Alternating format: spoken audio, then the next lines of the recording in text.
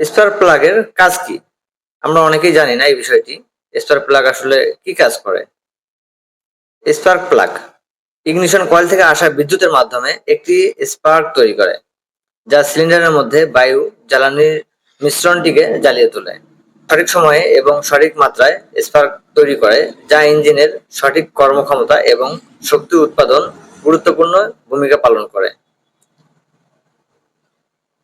একটি ভালো spark plug ইঞ্জিনের মসৃণতা বজায় রাখে এবং রাইডিং এর জন্য আরো বেশি উন্নত অভিজ্ঞতা প্রদান করে। এর উপকারিতা কি? আমরা এই সম্পর্কে জানি না, আজকে এটি জেনে নেব। সঠিক কর্মক্ষমতা নিশ্চিত করে এবং এর ফলে বাইকের পারফরমেন্স বৃদ্ধি পায়। সঠিকভাবে কাজ করলে বাইকের মাইলেজ বৃদ্ধি পায় এবং জ্বালানি ব্যবহার কমে।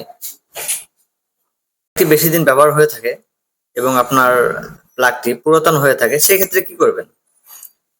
যদি দেখেন যে স্পার্ক প্লাগ কালো হয়ে গেছে বা কার্বন জমা হয়েছে, যে স্পার্ক প্লাগ কালো হয়ে গেছে বা কার্বন জমে গেছে, তাহলে তা পরিবর্তন করার সময় এসেছে।